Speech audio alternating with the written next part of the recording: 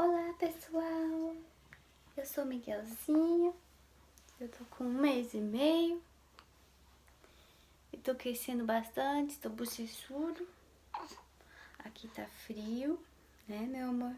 Estamos no verão e deu uma esfriadinha, então por isso que o Miguelzinho está empacotado.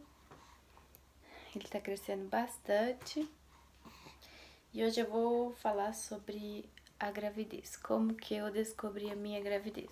Algumas pessoas tinham pedido na época pra eu gravar, mas aconteceu tanta coisa. A gravidez foi cheia de altos e baixos, então acabei não gravando, não fiz mais vídeos.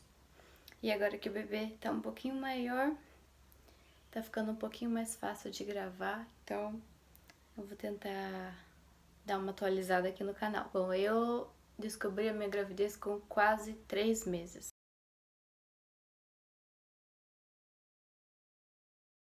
Ai, amiga.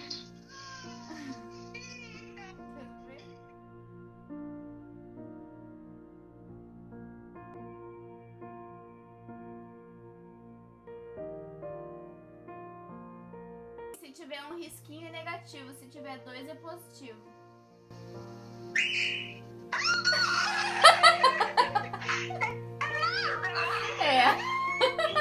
Negócio aqui meio complicado, sabe? Não sei nem como falar isso. Né? A Camila tá meio passando mal.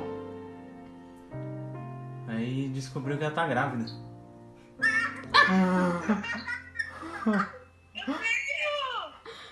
Mentira! Sério? Sério? Aham. Mentira que tá grávida. Sério? Ai, que legal.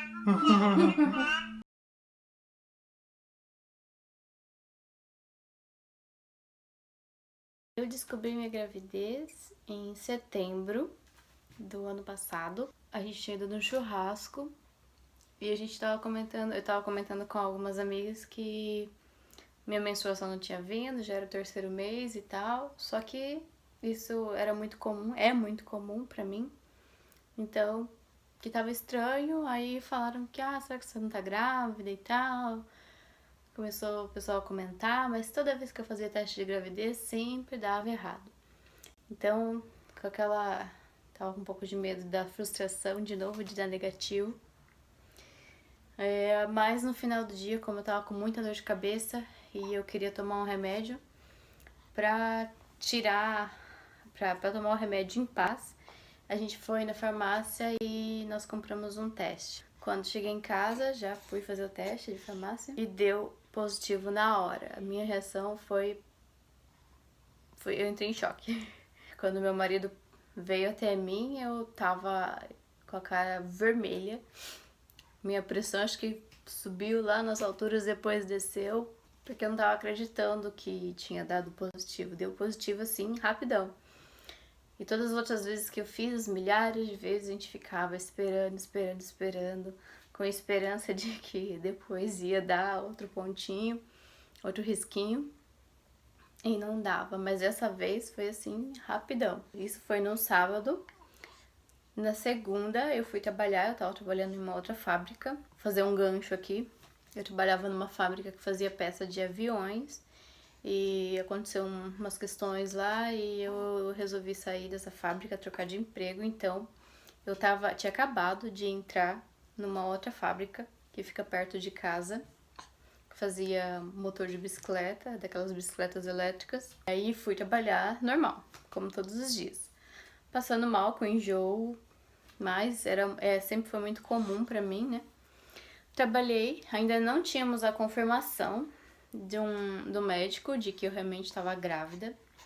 Então, assim, deu positivo no teste, mas como todas as outras vezes deu sempre negativo, ainda fiquei com aquela coisa, ixi, será que é mesmo, né? Não fui no hospital ainda, não confirmei, então, né? Não falamos pra ninguém. Eu trabalhei até às 5, só que lá pelas 4 horas comecei a sentir muita dor. E no dia eu tava mexendo com solda, tava quente.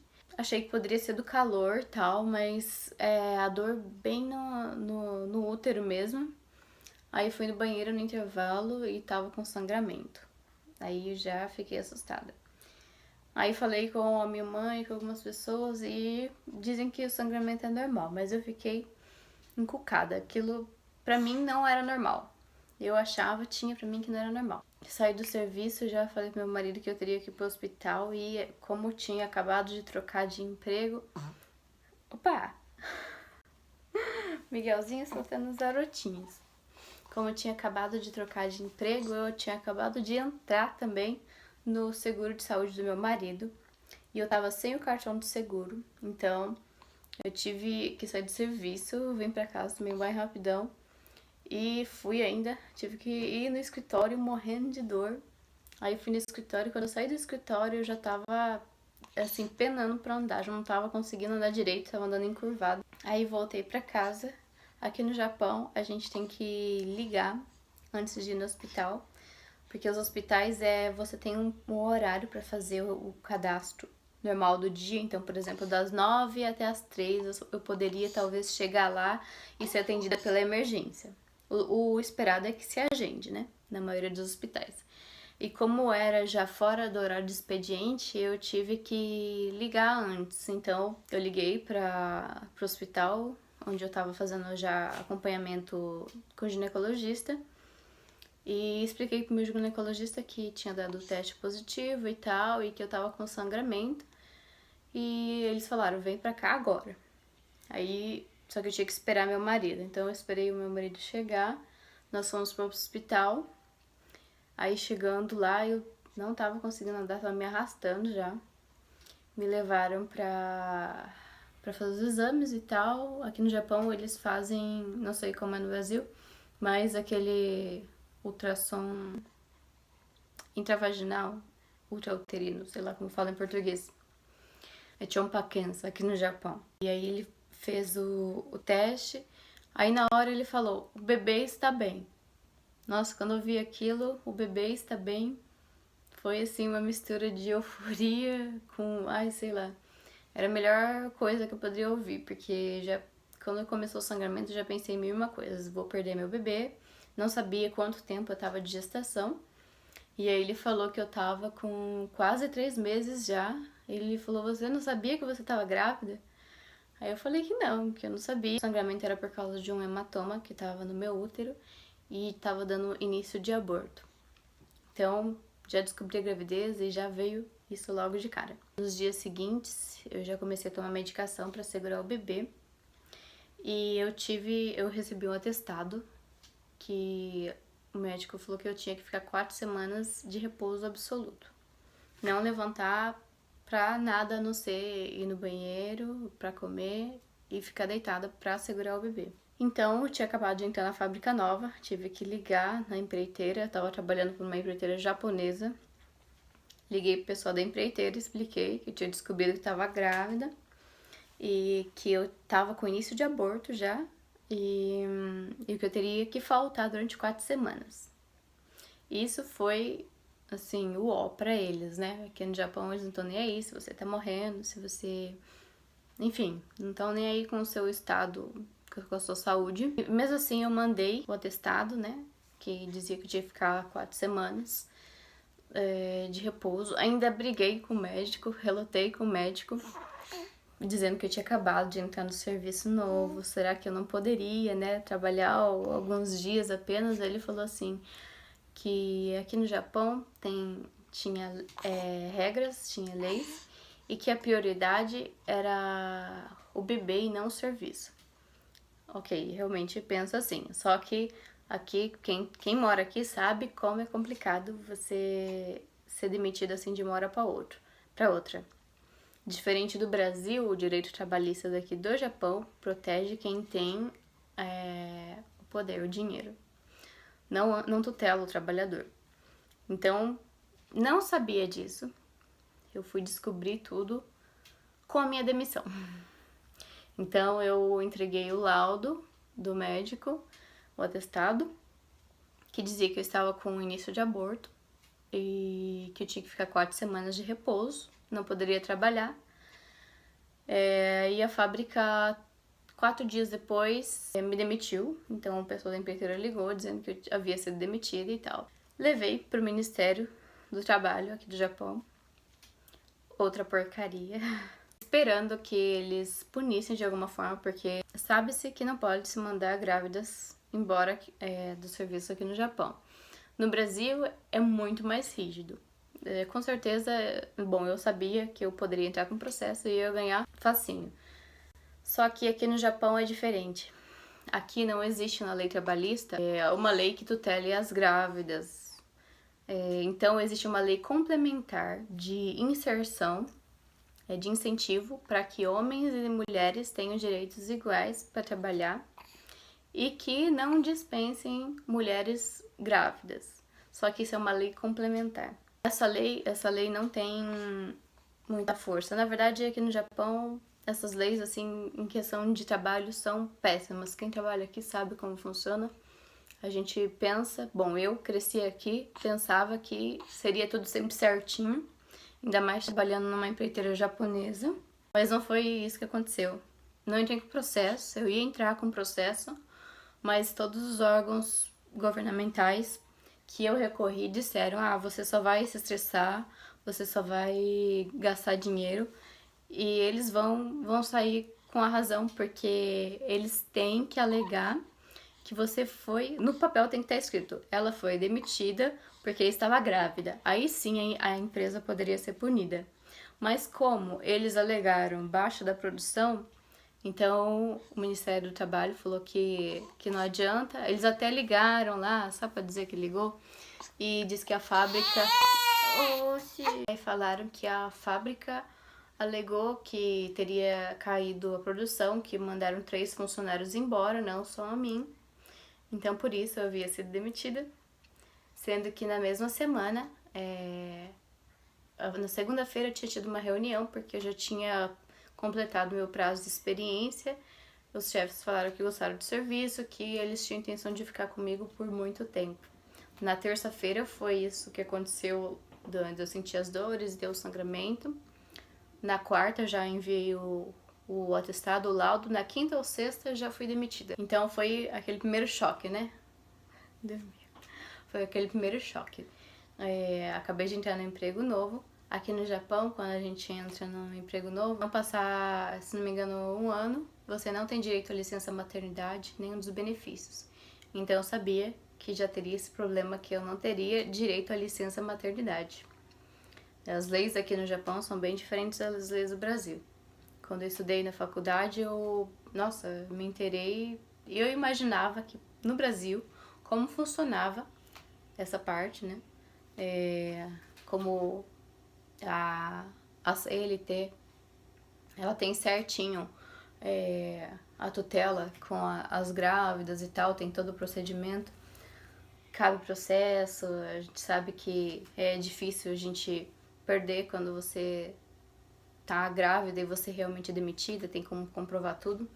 Aqui não importa o quanto você comprove, é complicado. Depois eu descobri que não só eu havia sido demitida, várias outras mulheres, eu conversei com várias mulheres, elas também fizeram a mesma coisa que eu, foram no Ministério do Trabalho, no contrato alegou a queda de produção. Pouquíssimas tiveram como comprovar, só uma conseguiu comprovar, tirando fotos do quadro de horários, de horas extras, de número de produção da fábrica, das peças. Então só uma conseguiu comprovar, eles tinham as fotos, e quando alegaram a queda de produção eles conseguiram provar isso. Só que aqui no Japão as fábricas, elas proíbem que você entre com o celular e fotografe a seção ou local de trabalho. Então não tem como a gente provar muito, né, quando acontecem essas coisas. E no lugar onde eu tava trabalhando nem tinha esse quadro dizendo sobre a produção do dia e tal. Então esse foi o primeiro choque da gravidez. Em questão ao hematoma, eu tive que tomar injeção para segurar o bebê, acho que é uma antiabortiva. Tomei injeção, tomei comprimidos, fiz o repouso de 4 semanas e ok. Só que nisso, com o trabalho, com a demissão, né, eu tive uma queda muito, muito feia na depressão. Pra quem não sabe, eu tenho depressão e transtorno de ansiedade. Eu faço tratamento já há mais de um ano. Um mês antes de eu engravidar, a minha avó faleceu. E foi bem complicado. Eu vou comentar sobre isso num outro vídeo que eu vou fazer, senão esse vai ficar muito extenso. A minha avó faleceu de câncer e um mês depois eu tava grávida. Aí, não bastando a minha demissão, alguns meses depois, a fábrica onde meu marido trabalhava dispensou todos os funcionários, teve uma baixa. E ele também ficou sem emprego. Ficamos nós dois desempregados. Mas eu consegui ainda o seguro-desemprego durante 3 meses, foi o que deu uma ajudada. Mas tudo isso mexeu demais, principalmente com o meu psicológico. Eu passei muito mal, tive muita azia, muita ânsia de vômito, essas náuseas. A gravidez ela foi bem turbulenta. Em relação aos desejos, as pessoas me perguntam o que eu tive vontade de comer, o que eu não tive. Antes de eu fazer o teste, eu tava estranhando porque eu fiquei viciada em um sorvete que tem aqui, ele se chama Placapus Per Cup, de chocolate com menta.